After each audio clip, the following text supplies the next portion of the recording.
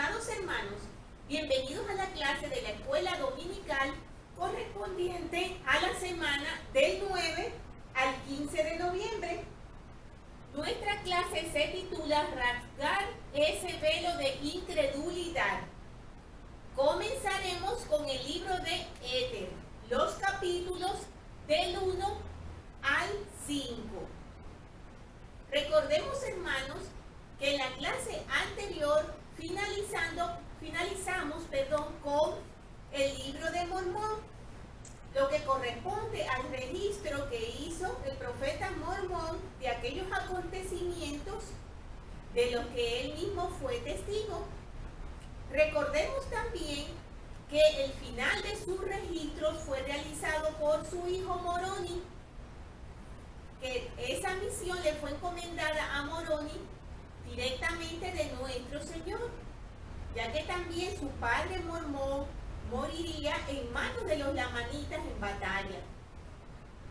Aparte de completar los registros del libro de Mormón, Moroni también hizo un compendio de los registros de la civilización jaredita, constituyéndose en el libro de Éter, que es el que vamos a estudiar. También Moroni grabó la visión que tuvo el hermano de Jared, que se encontraba en las planchas selladas. También Moroni escribió un libro que lleva su mismo nombre, que es el libro de Moroni, que estudiaremos al terminar el libro de Éter. Vamos a recordar también, hermanos, que estuvimos hablando de la civilización la civilización nefita, que fue exterminada por los lamanitas. Ahora vamos a hablar de la civilización jaredita en el libro de Éter. El libro de Mormón no está organizado cronológicamente, ya que si lo estuviese, el libro de Éter estaría al principio, ya que este libro fue escrito hacia los años 2200 antes de Cristo. Allí ya comenzaron sus registros, mientras que el primer libro de Nefi tiene el inicio de sus escritos y registrado en las planchas 600 años antes de Cristo. También podemos mencionar, hermanos, que en el libro de Éter se cubre una cantidad histórica de años enorme, más de 1700 años. El libro de Nefi, cuando empieza hasta el finalizar el libro de Mormón completo, con todo el compendio, incluyendo a Moroni, no cubre toda esa cantidad de años que cubre el libro de Éter, cubre solo 1000 años. En este libro, hermano, vamos a aprender lecciones muy valiosas e importantes. Vamos a aprender que a medida que acudamos continuamente al Señor, Él revelará su voluntad. También que mediante su amonestación, el Señor nos invita a arrepentirnos y a venir a Él. Y también que los testigos testifican de la veracidad del libro de Mormón.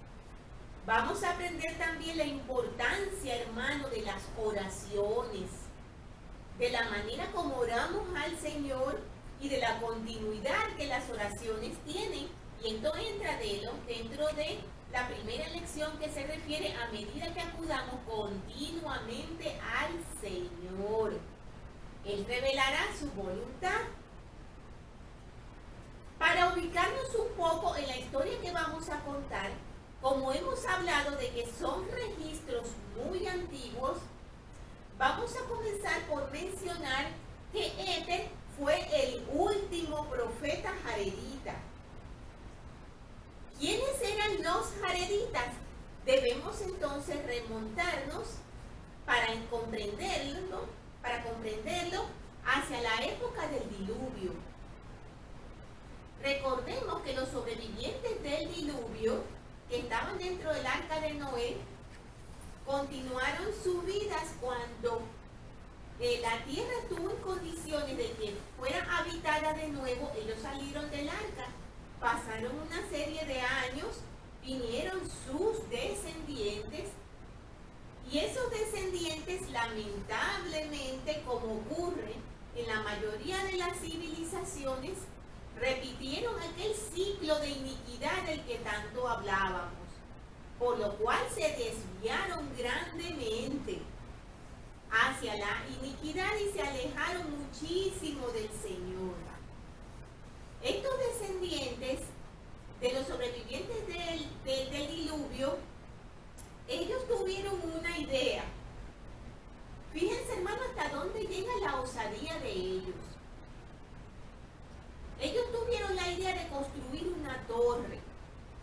Según ellos, con esa torre la iban a hacer tan pero tan alta que iba a llegar al cielo.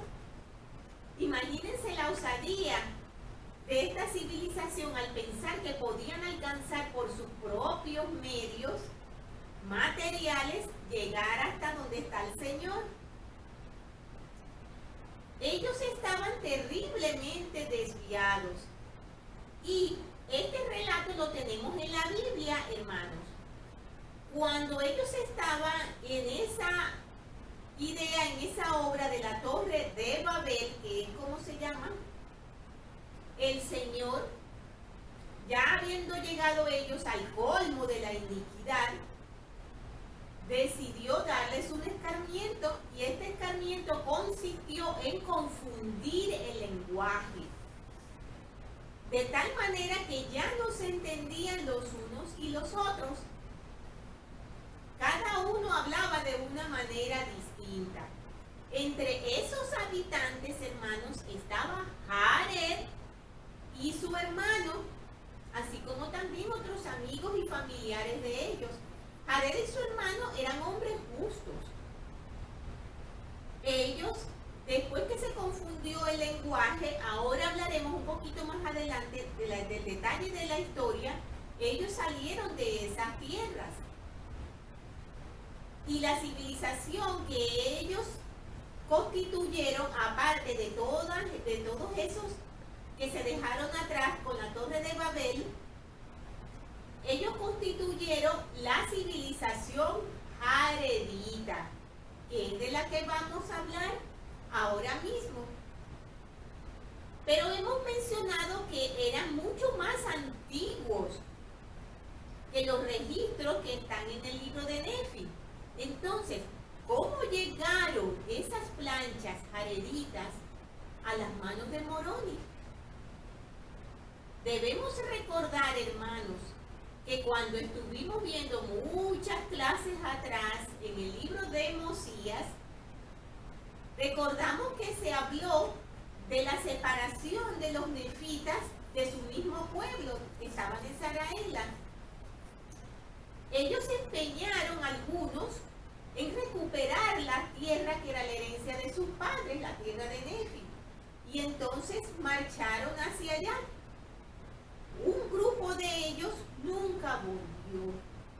Y pasaron muchas generaciones, pasó mucho tiempo, y de ese grupo nunca se volvió a saber. Cuando el rey Mosías estaba en su reinado, las personas estaban preocupadas por esos antepasados suyos y querían saber qué había pasado con ellos.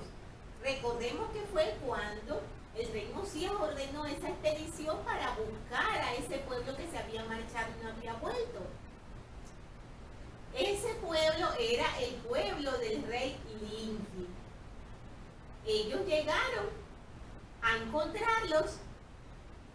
Cuando los encontraron, el rey Lingi tenía en su poder las 24 planchas de oro jareditas de la civilización jaredita. ¿Cómo las obtuvo él?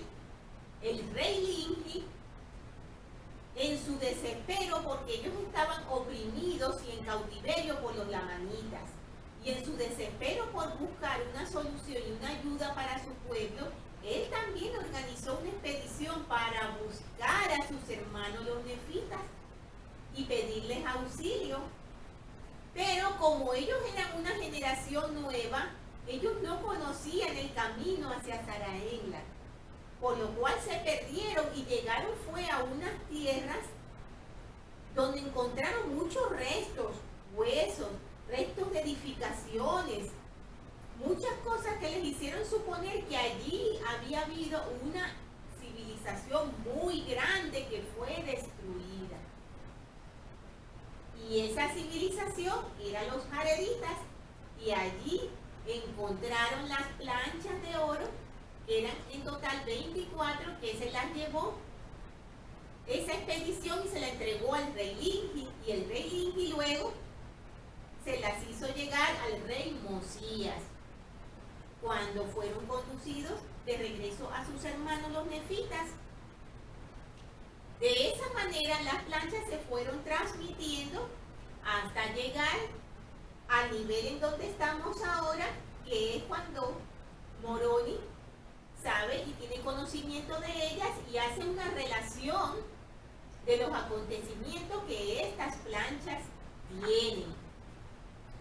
Entonces, ya sabiendo más o menos de qué se trata el libro de Éter, cómo se obtuvieron estas planchas, quién era Éter, quién eran los jareditas, vamos entonces ahora, hermanos, a comenzar con la lección y los versículos que tenemos que estudiar. Tenemos que en el primer capítulo Moroni menciona que él va a hacer un relato acerca de una civilización muy antigua que fue destruida por la mano del Señor. Ya mencionamos cuál era esa civilización, la civilización jaredita. Él menciona que toma su relato de las 24 planchas que encontró el pueblo de Lingi y que se llaman el libro de Éter. Estas planchas, hermanos, contienen un relato muy largo, como habíamos mencionado. Entre las partes que contienen está una relación acerca, o una narración acerca de la creación, incluso los tiempos de Adán.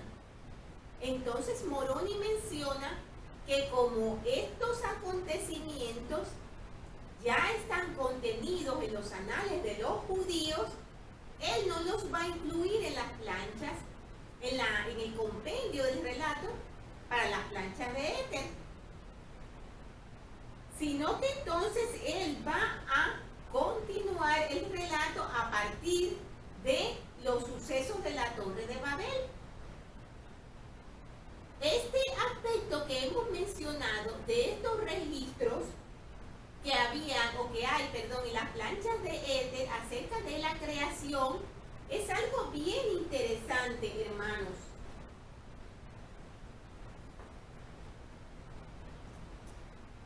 Un relato de la creación que antecede a la época de Moisés, es lo que se encuentra en esas planchas.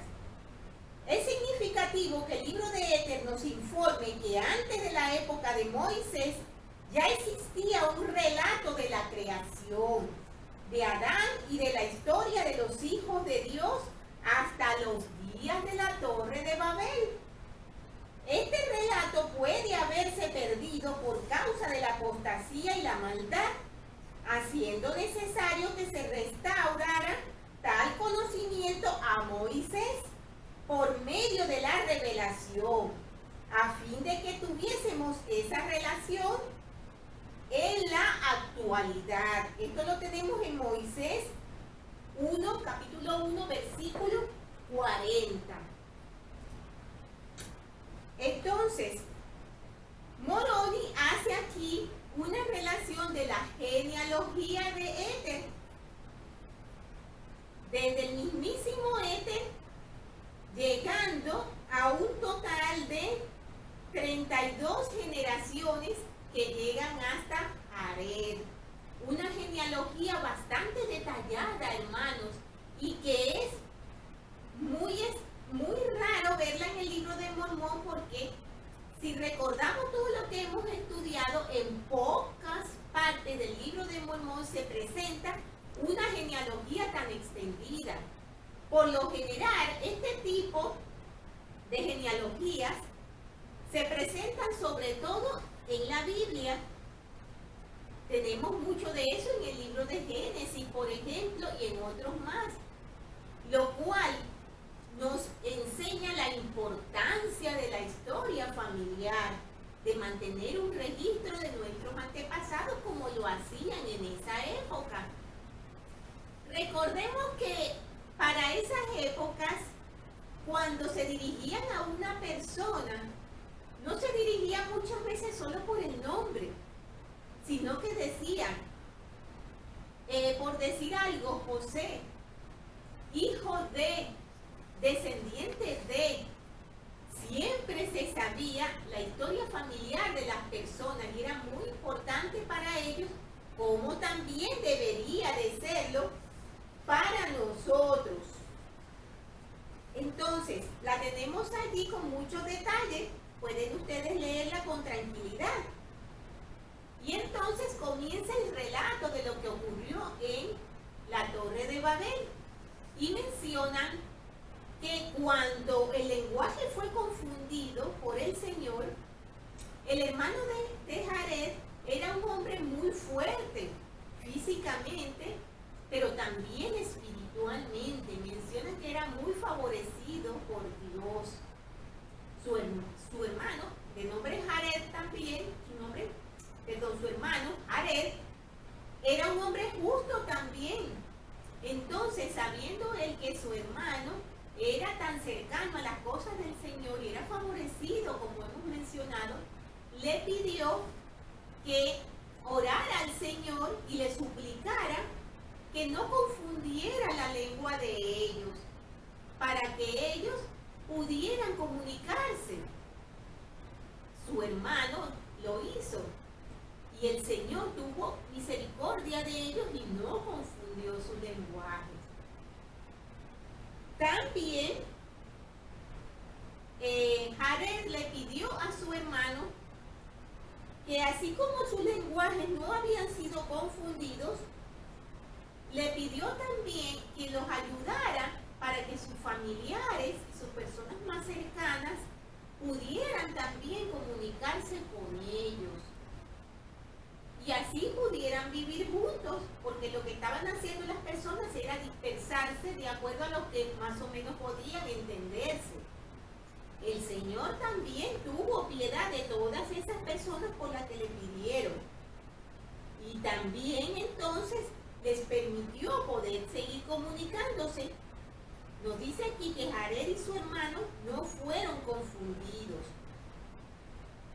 así como también ayudó a otras personas. Entonces, con respecto al lenguaje que hablaban los jareditas, hermanos, hay algo muy interesante que podemos resaltar allí para que lo sepamos como información. Según el presidente Joseph Fielding Smith, es probable que los jareditas hablaran el idioma de Adán. En el libro de Éter se declara que Jared y su hermano le pidieron al Señor que no cambiara su idioma cuando ocurrió la confusión del lenguaje en la Torre de Babel. Se les concedió la súplica y conservaron el lenguaje de sus padres, el idioma adámico, que era potente aún en su forma escrita, de manera que las cosas que Mahomri escribió eran tan potentes al grado de dominar al hombre al leerlas. Tal era el idioma que Adán usaba, y fue el idioma con que no pudo llevar a cabo su gran obra. El libro de Moisés describió el lenguaje de Adán como un lenguaje puro, sin mezclas, sin manchas. Eso lo tenemos en Moisés capítulo 6, versículos del 5 al 6. Y está íntimamente relacionado con el sacerdocio que existía en el principio y también en el fin del mundo. Como se señaló anteriormente, Moroni describió las palabras del hermano de Jared en el idioma adámico como poderoso incluso para vencer al hombre. Nos lo dice en Éter un poco más adelante, en el capítulo 12, en el versículo 24. Entonces,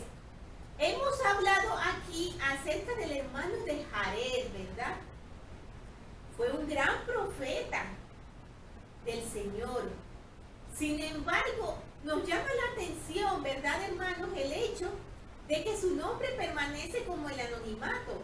Y continuamente cuando leemos los capítulos, lo que leemos es el hermano de Jared.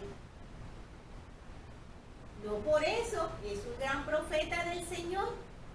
Y la visión que él tuvo y su forma de vivir y de acercarse al Señor es un gran ejemplo y un gran legado para todos nosotros y para todas las civilizaciones. Vamos a ver algo muy interesante acerca del hermano de Jared, y es cuál es su nombre. Al profeta José Smith le fue revelado el nombre del hermano de Jared. Su nombre es Maori Morian Kumer. Se los he colocado aquí para quienes quieran anotarlo como un dato interesante, porque igual se los digo y se les olvida, porque a mí misma se me olvida y si no lo leo, no lo sé pronunciar. ¿Cómo ocurrió esta revelación? Tenemos que el elder George Reynolds contó el siguiente relato, el cual indica que al profeta José Smith le fue revelado el nombre del hermano de Jared. Mientras el elder Reynolds Cahun residía en Kirtland, su esposa dio a luz un hijo varón. Y un día, mientras el profeta José Smith pasaba por el frente de su casa, el elder Cahun llamó al profeta y le pidió que bendijera a su hijo y que le diera un nombre. Entonces José lo hizo y lo llamó Maori Morian Kumer. Al terminar la bendición, puso al bebé sobre la cama y volviéndose al elder Cahun, le dijo: el nombre que le di a su hijo es el nombre del hermano de Jared. El Señor acaba de mostrármelo o revelármelo. El elder William Cahun, que estaba allí cerca, oyó estas palabras que el profeta dirigió a su padre, y esa fue la primera vez que el nombre del hermano de Jared se dio a conocer a la iglesia en esta dispensación. Así que ya sabemos cómo se llama el hermano de Jared. Por si acaso alguien nos lo pregunta, yo les recomiendo que lo anoten como dato curioso. Siguiendo entonces con los versículos, tenemos que otra de las preguntas que le hicieron al Señor fue la siguiente. Jared le pidió a su hermano que le preguntara al Señor si él iba a echarlos de las tierras donde ellos estaban por todo lo que había pasado con la Torre de Babel. Y si eso iba a ser así, entonces Jared le pidió a su hermano que le preguntara al Señor a dónde quería él que fuera. Y entonces le dijo: y quién sabe si el Señor no nos llevará a una región que sea la más favorecida de toda la tierra. Y si así fuere, seámosle fieles al Señor, a fin de que la recibamos por herencia nuestra. Entonces, el Señor atendió a sus súplicas. Vamos a ver lo que ellos hicieron, pero antes vamos a explicar un poco a qué se refieren con esto de la tierra favorecida. ¿Y dónde está o cuál es esa tierra favorecida? Tenemos que así como a los integrantes de la casa de Israel se les llama un pueblo escogido, escogido para hacer la obra del Señor, el libro de Mormón llama a América una tierra escogida, escogida para ser el lugar de la restauración del Evangelio y finalmente de la Nueva Jerusalén.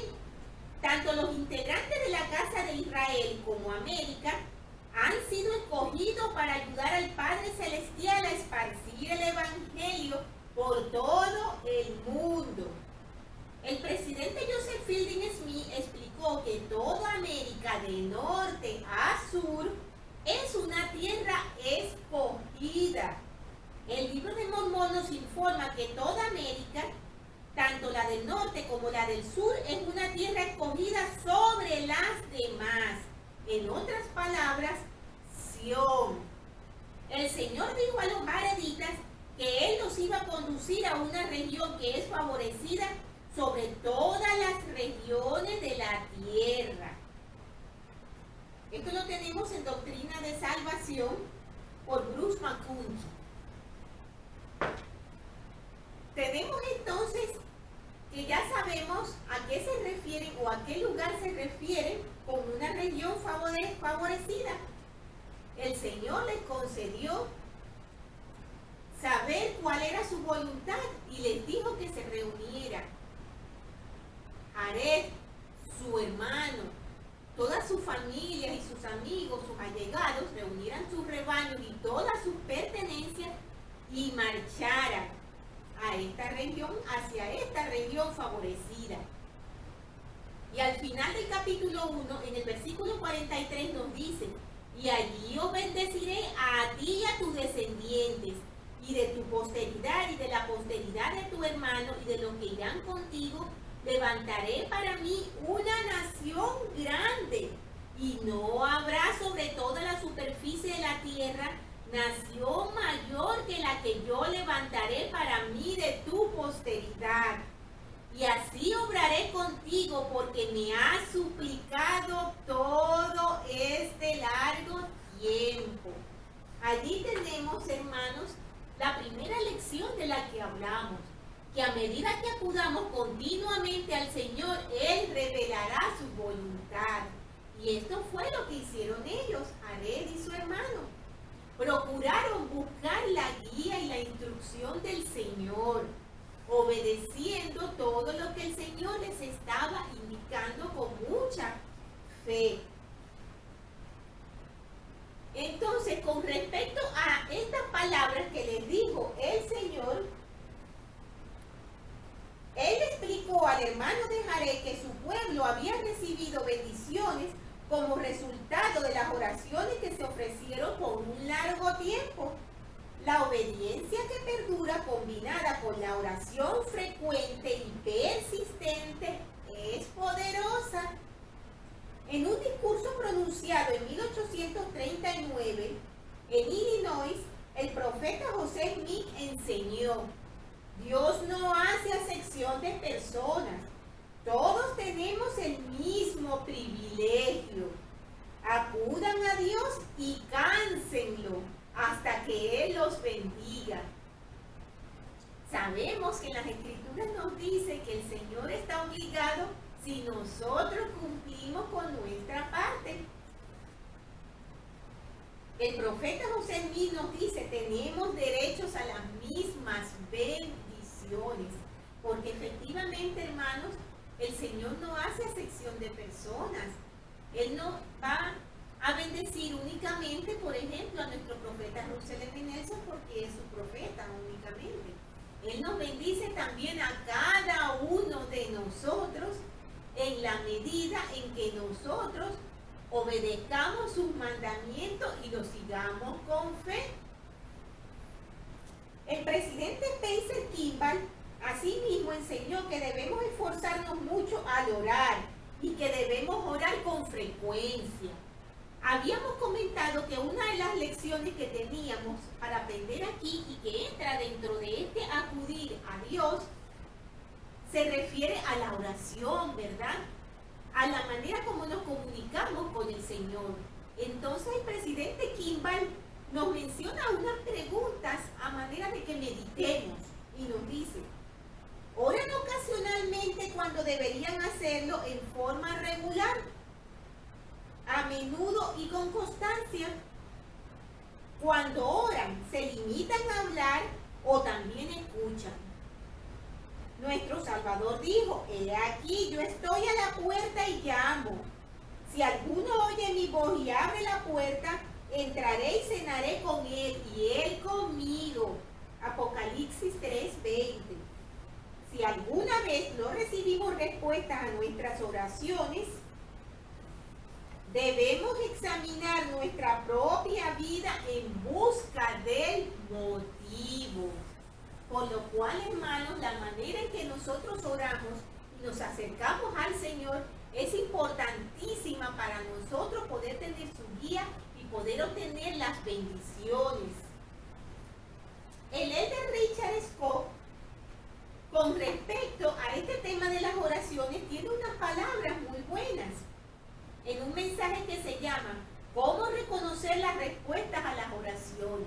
Y él dice, cuando le explicamos el problema y la solución que proponemos, a veces el Padre contesta sí, y otras veces nos dice no. A menudo se reserva la respuesta no por falta de interés en nosotros, sino porque Él nos ama con un amor perfecto y quiere que apliquemos las verdades que nos ha dado. A fin de progresar, tenemos que confiar en nuestra capacidad de tomar decisiones correctas. Tenemos que hacer lo que sentimos que es correcto. A su debido tiempo, Dios contestará. Él no nos fallará. Su deseo es que actuemos para ganar experiencia. Cuando contesta sí, es para darnos confianza. Cuando contesta no, es para evitarnos un error.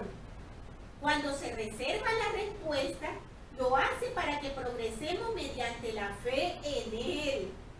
La obediencia a sus mandamientos y la disposición a actuar de acuerdo con la verdad. Él espera que asumamos la responsabilidad de nuestras acciones y tomemos una decisión compatible con sus enseñanzas, sin recibir confirmación previa. No debemos esperar pasivamente ni protestar porque el Señor no nos haya hablado. Debemos actuar. También el elder Richard Scott, con respecto a la oración, y en un mensaje que se llama Utilizar el don supremo de la oración, que está en la Leona de Mayo del 2007, nos dice lo siguiente. ¿Recuerdas alguna sensación o impresión que hayas recibido del Señor al orar, estudiar las Escrituras o asistir a una reunión de la iglesia? Ten en mente esa sensación o impresión mientras lees la siguiente declaración del elder Scott sobre la frecuencia con la que recibimos respuesta a nuestras oraciones. El elder Scott dice, muy pocas veces recibirás de inmediato una respuesta completa a la oración, sino que la recibirás por partes, de poco a poco, para que de esa forma progreses en actitud. A medida que sigas cada parte con fe, se te guiará a otras partes hasta obtener toda la respuesta. Ese modelo requiere que ejerzas fe en la capacidad que nuestro Padre tiene para contestar. Aun cuando en ocasiones ello sea muy difícil, aumentará significativamente tu progreso personal. Palabras muy sabias, hermanos. Continuando entonces con el siguiente capítulo, tenemos que los jareditas se prepararon como el Señor se los indicó para su viaje hacia la tierra prometida. Pero el Señor les puntualizó algo muy importante. Y es que ellos iban a ser llevados a la tierra prometida, pero debían ser obedientes, debían servir al Señor. Ellos llegaron primeramente a un valle que nos mencionan aquí, que estaba hacia el norte, que se llama Nimrod. Ellos llevaban rebaños, ellos llevaban semillas, hermanos. Ellos incluso en vasijas pusieron peces y se los llevaron. Incluso nos hablan de que llevaban con ellos Déseret. Esa palabra la hemos escuchado, ¿verdad? Déseret, que interpretado significa abejas obreras. Ellos llevaban también enjambres de abejas. Entonces el Señor les mandó a que salieran para el desierto. Así, aquella parte donde ningún hombre jamás había estado, ellos construyeron un barco con los cuales atravesaron algunas aguas, nos mencionan allí. Entonces el Señor les dijo que avanzaran hasta llegar hasta la tierra de promisión. Entonces le dijo, y había jurado en su ira al hermano de Jared que quienes poseyeran esta tierra de promisión desde entonces y para siempre, deberían servirlo a él, el verdadero y único Dios, o serían exterminados, lo que mencionamos al principio, cuando cayera sobre ellos la plenitud de su ira. Y en el versículo 11 nos dice, y esto viene a vosotros, oh gentiles, para que conozcáis los decretos de Dios, para que os arrepintáis y no continuéis en vuestras iniquidades, hasta llegar al colmo, para que no hagáis venir sobre vosotros la plenitud de la ira de Dios, como lo han hecho hasta ahora los habitantes de la tierra. Entonces tenemos allí algo muy importante, hermanos. El Señor recuerda al pueblo de Jared que ellos tienen que hacer también su parte. Tenemos unas palabras del presidente Kimball con respecto a esto de la tierra de promisión, que dice: la obediencia es esencial para que la tierra de promisión conserve sus bendiciones prometidas. Grandiosas son las promesas en cuanto a esta tierra de América.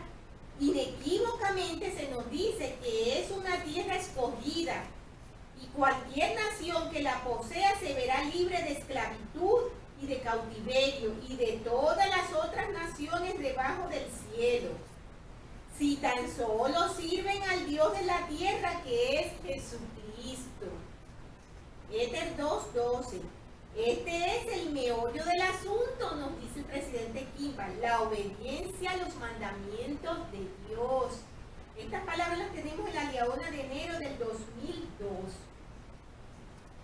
Tenemos entonces que ellos avanzaban hacia la tierra de provisión y llegó un momento en el que llegaron a unas grandes aguas. Esas aguas eran el océano. Para ellos poder pasar necesitaban instrucciones del Señor. Ellos instalaron sus tiendas allí y se acomodaron en esa zona. Estaban bien, estaban tranquilos y pasaron 4 años en espera de la instrucción del Señor.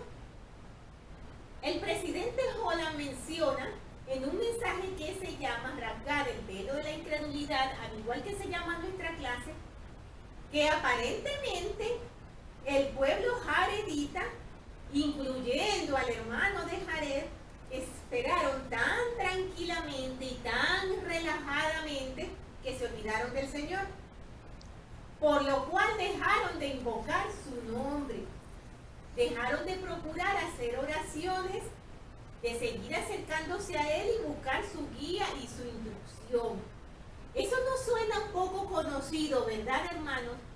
Eso como que nos pasa a nosotros mismos. Cuando estamos en aprietos, cuando tenemos dificultades, estamos hincados de rodillas, ¿verdad? Rogando y suplicando al Señor todos los días, todo el tiempo.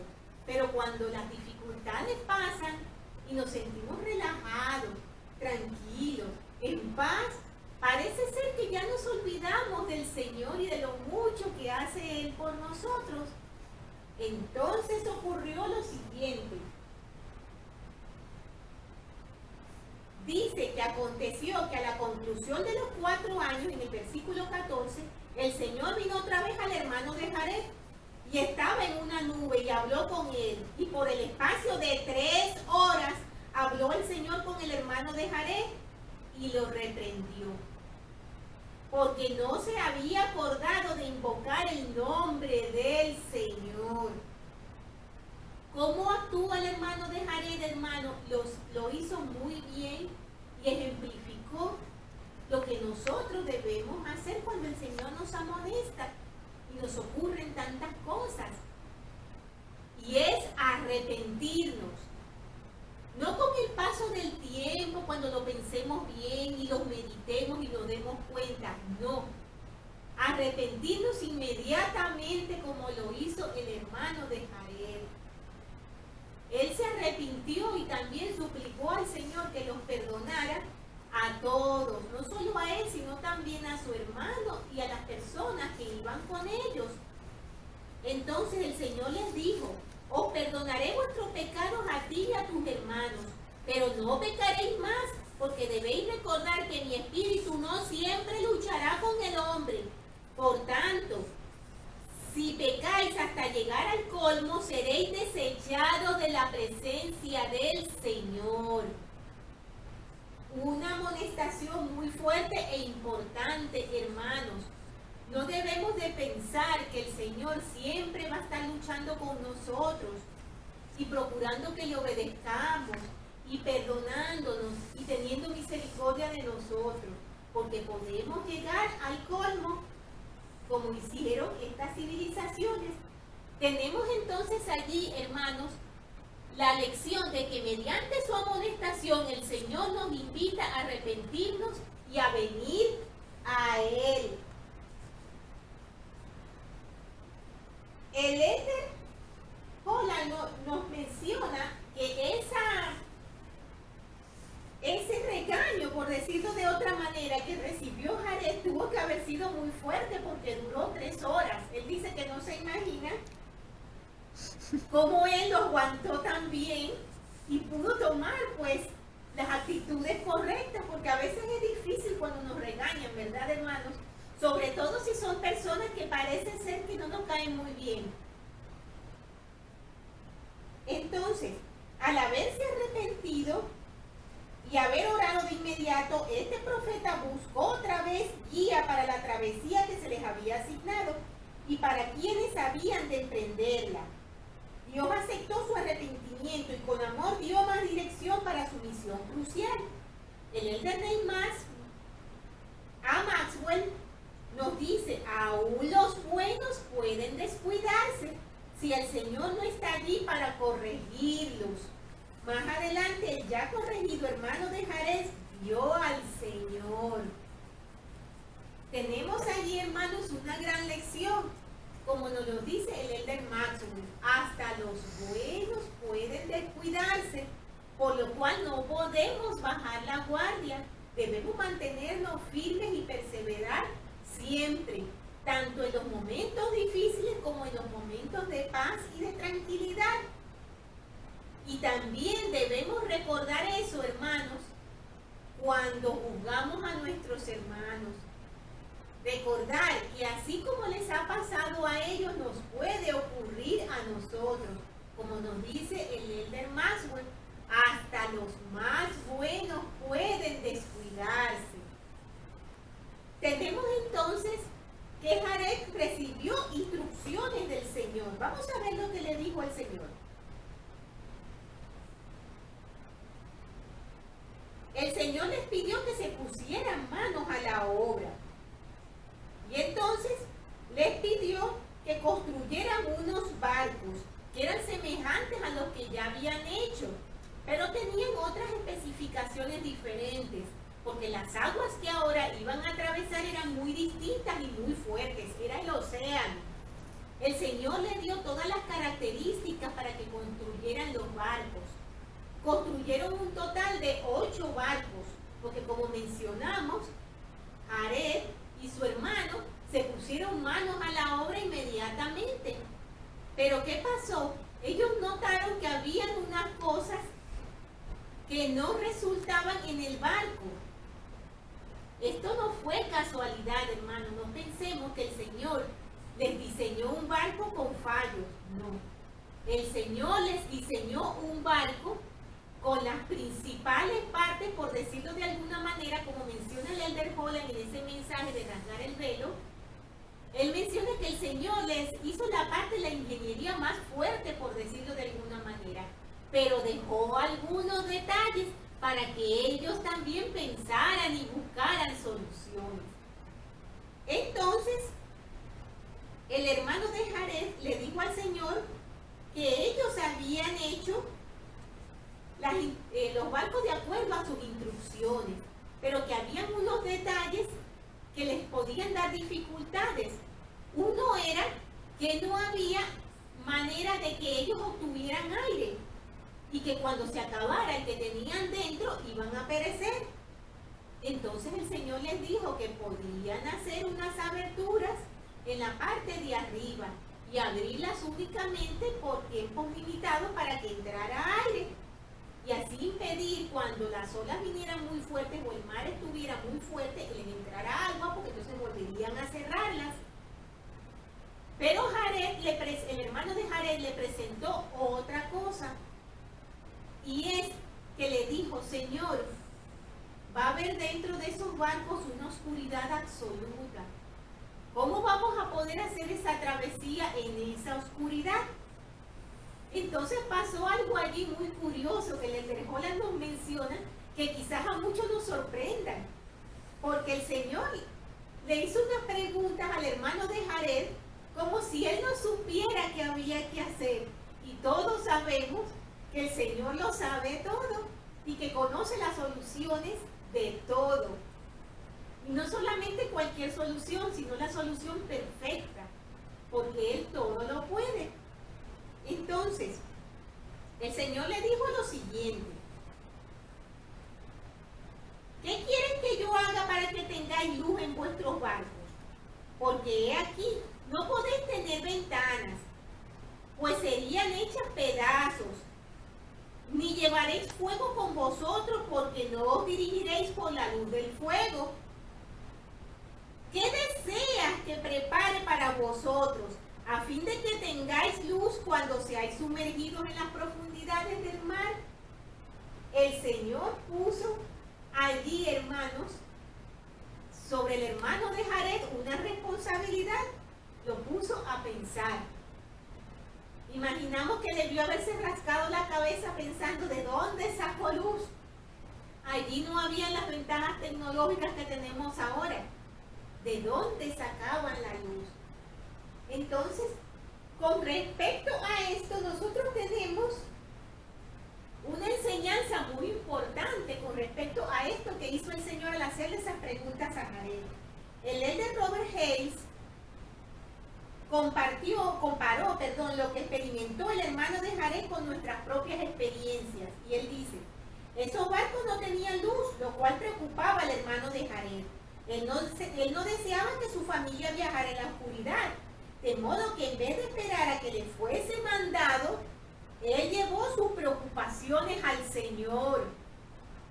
Él no esperaba que todo lo que el Señor le dio funcionara y que el Señor lo hiciera todo.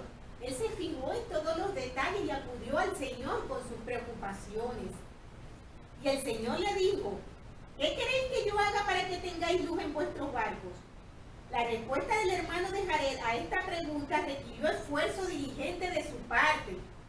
Subió al monte de Chelem y de una roca fundió 16 piedras pequeñas. Luego le pidió al Señor que tocara esas piedras para que dieran luz.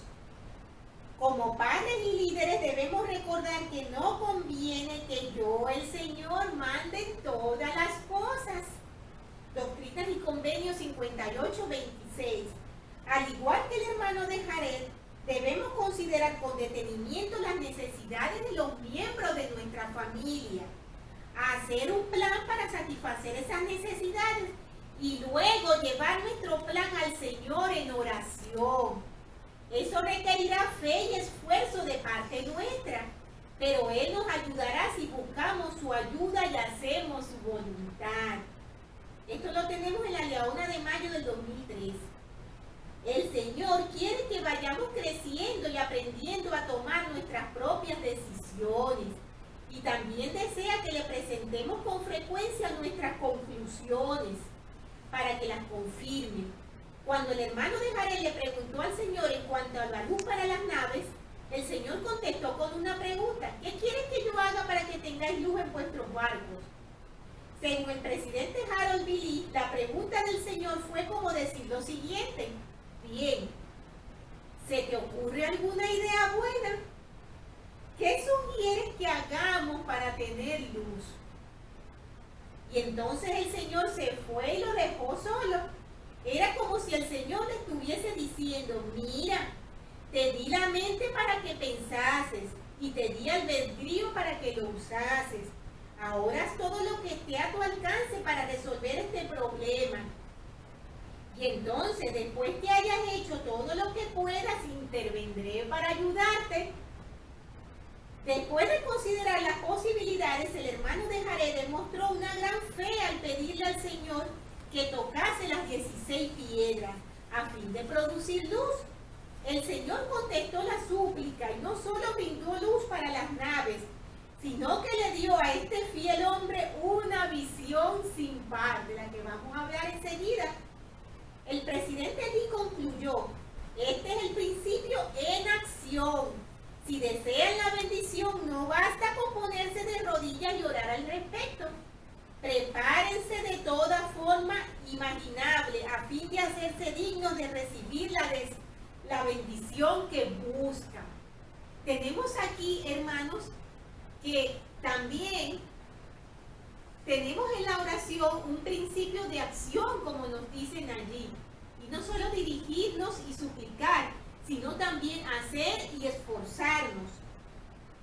La oración requiere un esfuerzo. Se ha dicho que debemos orar como si todo dependiera del Señor y esmerarnos como si todo dependiese de nosotros.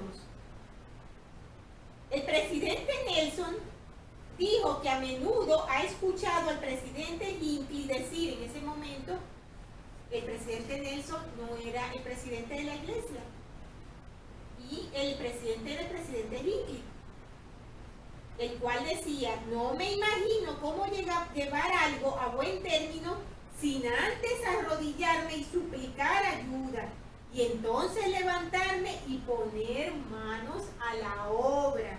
Esto lo tenemos en la Liaona de enero de 1997.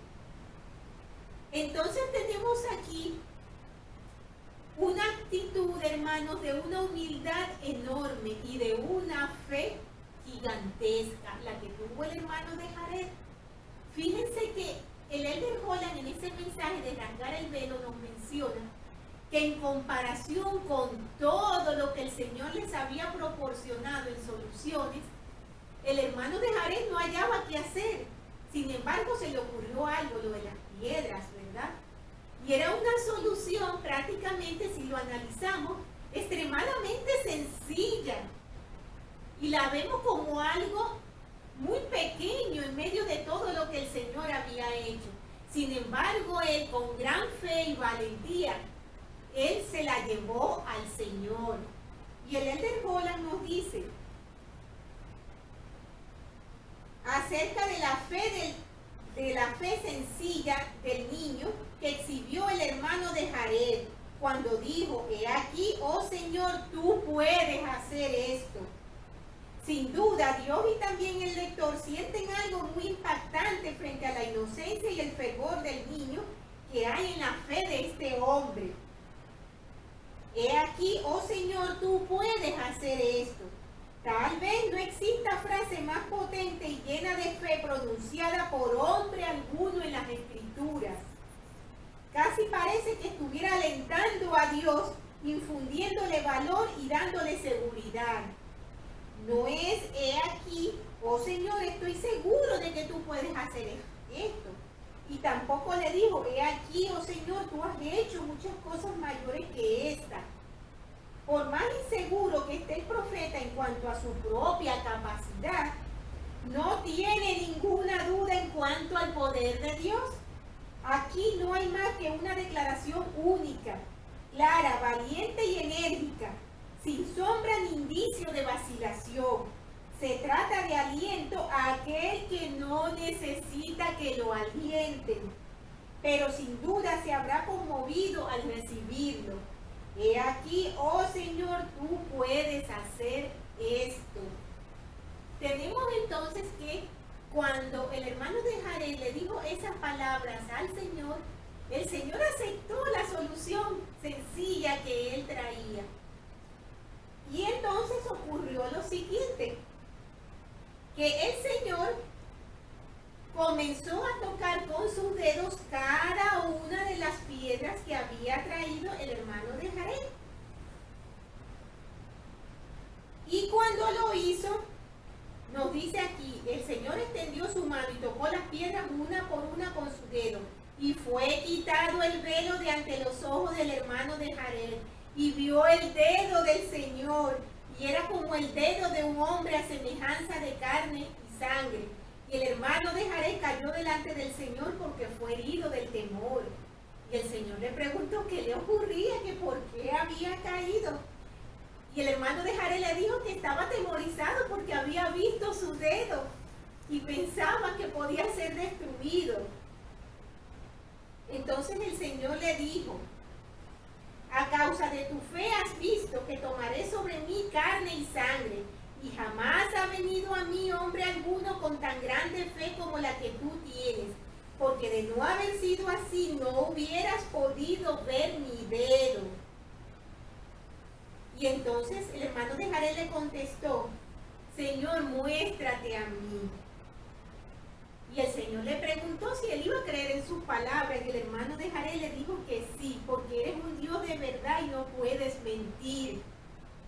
Cuando hubo dicho estas palabras, el Señor se le mostró y le dijo: porque sabes estas cosas, eres redimido de la caída, por tanto eres traído de nuevo a mi presencia, por consiguiente yo me manifiesto a ti. Allí ya el Señor le estaba mencionando al hermano de Jared las bendiciones de su expiación.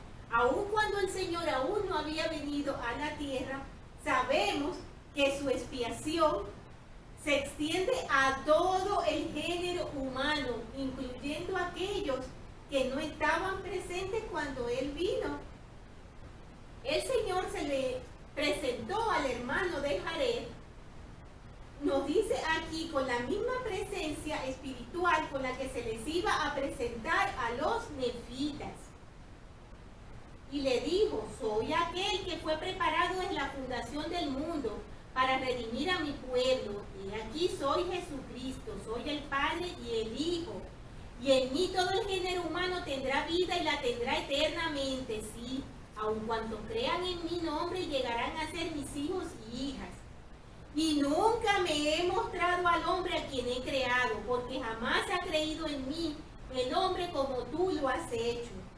¿Ves que eres creado a mi propia imagen? Sí, en el principio todos los hombres fueron creados a mi propia imagen. Jesús se mostró a este hombre en el espíritu según la manera y la semejanza del mismo cuerpo, como se mostró a los nefitas. Por lo menos, por lo que, teniendo este conocimiento perfecto de Dios, fue imposible impedirle ver dentro del velo. Por tanto, vio a Jesús y Jesús le ministró. Tenemos aquí, hermanos, que el Salvador le dijo al hermano de Jared que nunca se le había mostrado a otro hombre de esa manera, porque nadie había ejercido una fe tan grande como la que ejerció él. Estas palabras quizás nos puedan confundir un poco y pensar, pero el Salvador se presentó a otras personas, a otros profetas. ¿Es que acaso esas visiones que tuvieron esos profetas, esos acercamientos con el Salvador no son válidos? No, hermano, son válidos también. El elder Jeffrey Holland, en el mensaje Rasgar ese velo de incredulidad, hace un análisis muy bueno acerca de esas palabras del Salvador. Por razones de tiempo no podemos especificarlas todas y analizarlas, pero podemos decir una parte de esas explicaciones.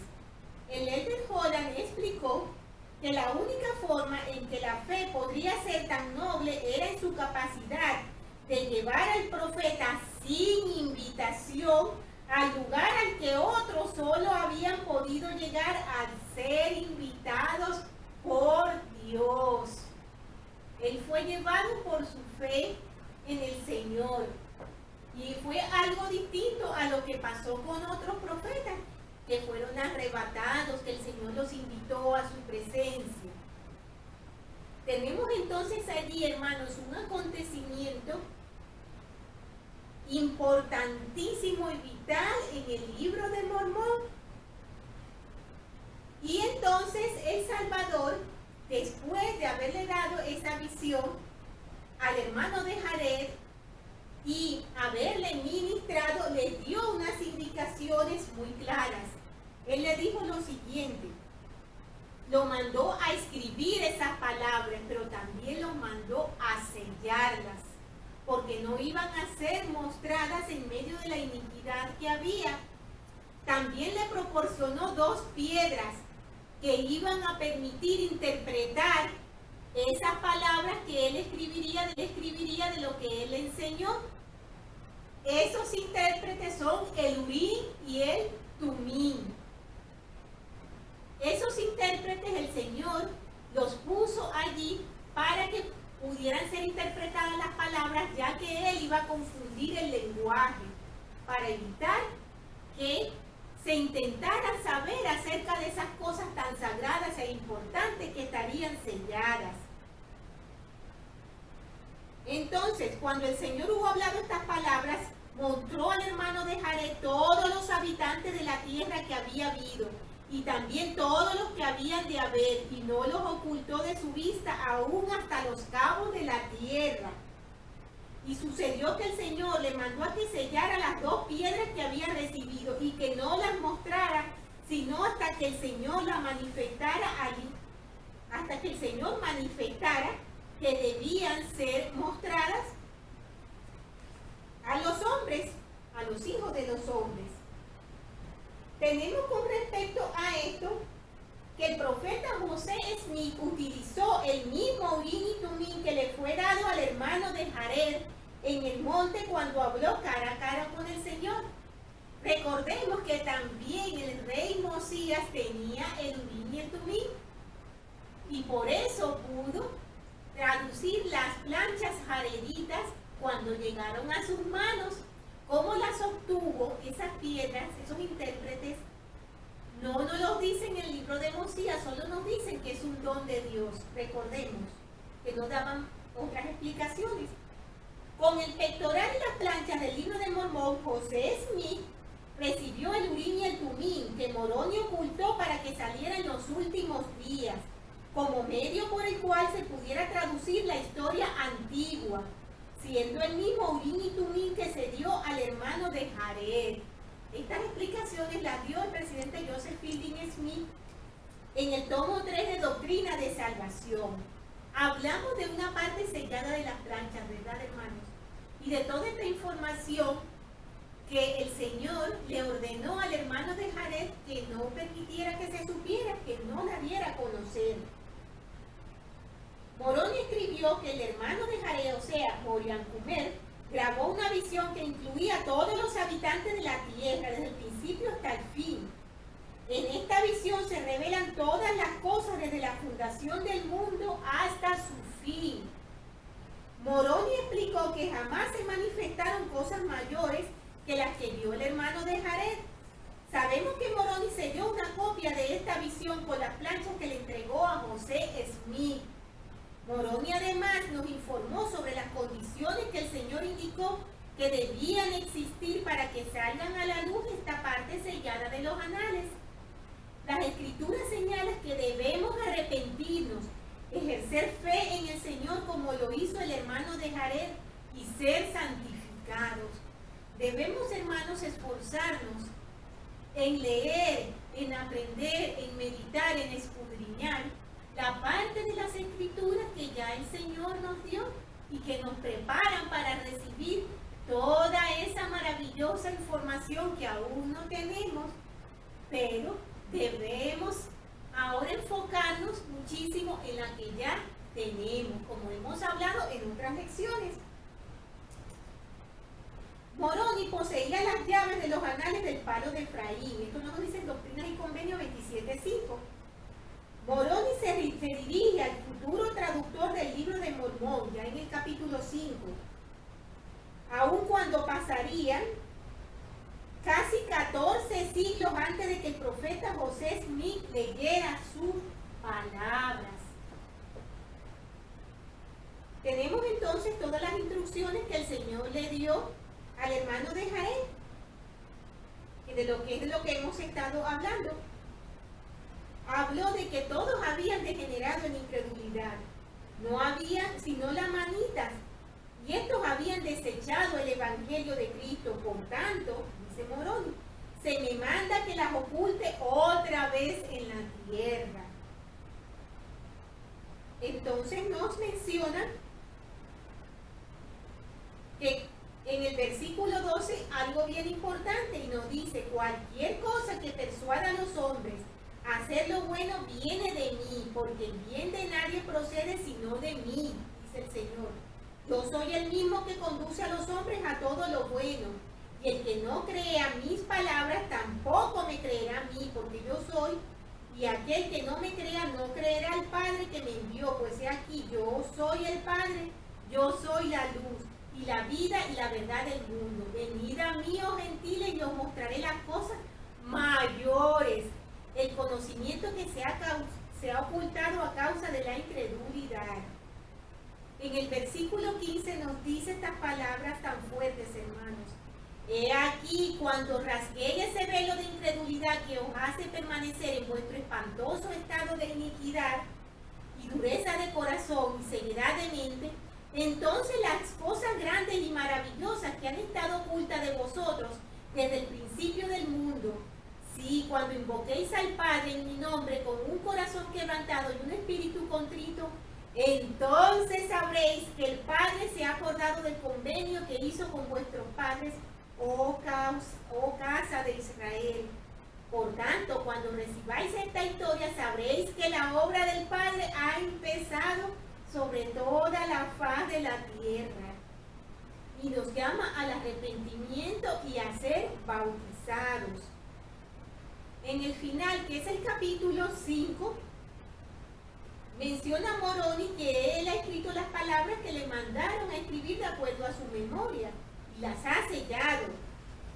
Y le dijeron, no las toques con el fin de traducirlas, porque esto te está prohibido a menos que en lo futuro Dios lo juzgue prudente. Fueron las instrucciones que recibió el profeta José Smith.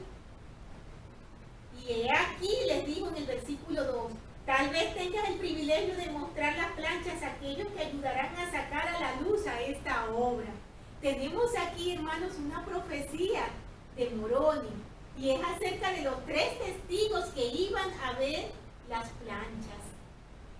Al leer todo esto, hermanos, nuestro testimonio crece, porque vimos que desde una época tan antigua ya se había profetizado lo que iba a ocurrir en la restauración, incluyendo que iban a ser enseñadas las planchas a 3 testigos. Y nos dice, por el poder de Dios se mostrará a 3, por tanto sabrán con certeza que estas cosas son verdaderas. Y en boca de 3 testigos se establecerán estas cosas, y el testimonio de 3, y esta obra en la cual se mostrará el poder de Dios, y también su palabra, de la cual el Padre y el Hijo y el Espíritu Santo dan testimonio. Y todo esto se levantará como testimonio contra el mundo en el postrer día. Tenemos allí, hermanos, la última lección, que es que los testigos testifican de la veracidad del libro de Mormón.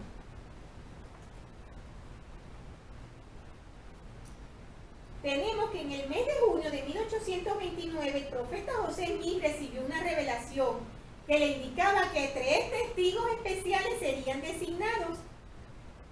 Oliver Cowdery, David Wigner y Martin Harris se sintieron impulsados por un deseo inspirado a ser los 3 testigos especiales. Esto lo tenemos en Doctrinas y Convenios 17, en la introducción a la sección. El testimonio de los 3 testigos se halla en las páginas introductorias del libro de Mormón. El elder Dallin Oaks dijo lo siguiente sobre estos 3 testigos, y él menciona, entre estas cosas, que después de evaluarlo y tomando en cuenta todas estas posibles cosas que se nos han dicho, el testimonio de los 3 testigos del libro de Mormón se erige con gran fuerza. Cada uno de los 3 tuvo amplias razones y oportunidades para renunciar a su testimonio, si hubiera sido falso o para ser ambiguo en los detalles, si alguno hubiera sido inexacto. Como bien se sabe, debido a los desacuerdos o a los celos que existían entre otros líderes de la iglesia, cada uno de los 3 testigos fue excomulgado de la iglesia de Jesucristo de los Santos de los Últimos Días, antes de que pasaran unos 8 años de la publicación de su testimonio. Los 3 siguieron caminos diferentes sin ningún interés común en apoyar un intento de confabulación.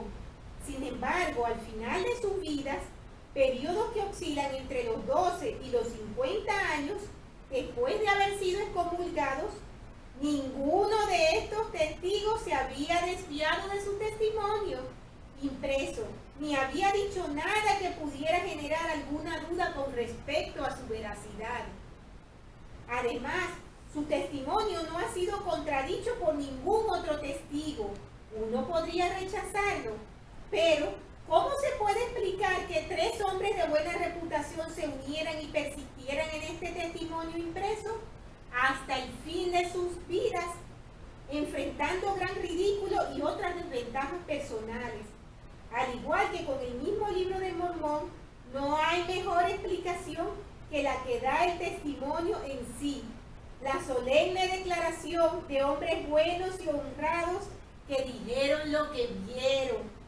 Los testigos son importantes y el testimonio de los 3 testigos del libro de Mormón es admirable y es confiable. Estas palabras del Elder Oaks se encuentran en la Diaona de julio de 1999. Hablamos acerca de los testigos, hermanos. Recordemos que el Señor nos menciona una ley que se refiere a los testigos. Un hombre nunca se encuentra solo para establecer una nueva dispensación de la verdad revelada, ni para llevar la carga de su mensaje y amonestación al mundo. En cada dispensación, desde Adán hasta el presente, 2 o más testigos siempre han unido sus testimonios, dejando en esa forma sin excusa para el día del juicio a sus oyentes, si estos lo rechazan. Esto lo tenemos en Doctrina Mormona del Elder Bruce McConkie. Tenemos entonces, hermanos, una clase verdaderamente fuerte y enriquecida. Y yo quiero terminar con unas palabras que se encuentran en el mensaje Rasgar el velo de la incredulidad del Elder Jeffrey Holland. Es un mensaje bastante largo, hermano, pero yo les recomiendo que lo lean completo y lo analicen.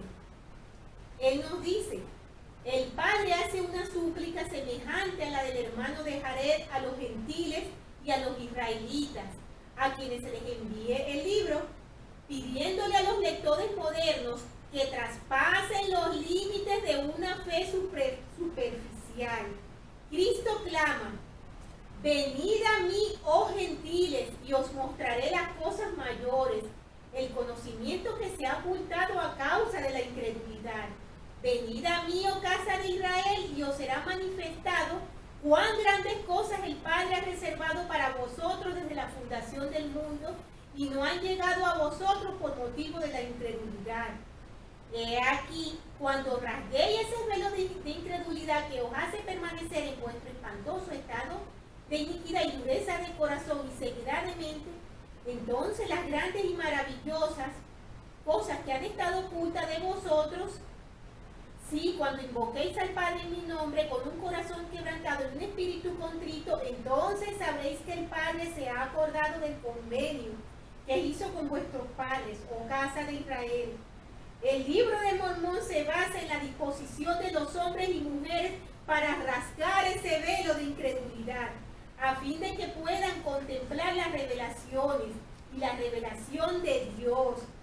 Parece que la experiencia humillante que tuvo el hermano de Jared cuando no oró y por su preocupación por las 16 piedras se ha incluido en este relato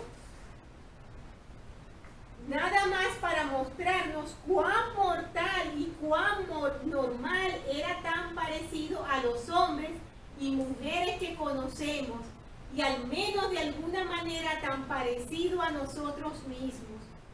Su confianza en sí mismo y como se consideraba a sí mismo han de haber sido limitados, muy parecido al concepto que tenemos de nosotros. Pero su creencia en Dios no tenía precedentes, no tenía duda ni límite. Y sé, oh Señor, que tú tienes todo poder, le dijo, y que puedes hacer cuanto quieras para el beneficio del hombre. Por tanto, tocas estas piedras con tu dedo, oh Señor, le dijo el hermano de Jared al Señor, recordemos. Y desde ese mandato dado al Señor, porque parece ser una suerte de mandato, el hermano de Jared y el lector del libro de Mormón no serían los mismos otra vez. Las personas comunes con desafíos comunes pueden rasgar el velo de incredulidad y entrar en los reinos de la eternidad. Y Cristo, quien fue preparado desde la fundación del mundo para redimir a su pueblo, estará parado en el límite del velo para dejarlo entrar. Estas palabras, hermanos, llenan nuestros corazones de gozo al saber que estas maravillosas bendiciones que tuvo el hermano de Jared están también disponibles para cada uno de nosotros. Quiero terminar con mi testimonio, hermanos, de que sé absolutamente sin ninguna duda que esta es la iglesia verdadera. Sé que nuestro Salvador vive, sé que nuestro Padre Celestial vive, sé que nos aman, sé que nos esperan con los brazos abiertos, deseosos de que volvamos a ellos con honor, y han preparado la vía para ello. Sé absolutamente sin ninguna duda que el libro de Mormón es verdadero, y todas estas lecciones que hemos aprendido en referencia a los acontecimientos que hemos leído realmente han ocurrido, han existido. Y estos profetas han sido grandes hombres del Señor, instrumentos en sus manos, como lo somos ahora cada uno de nosotros en la obra del Señor.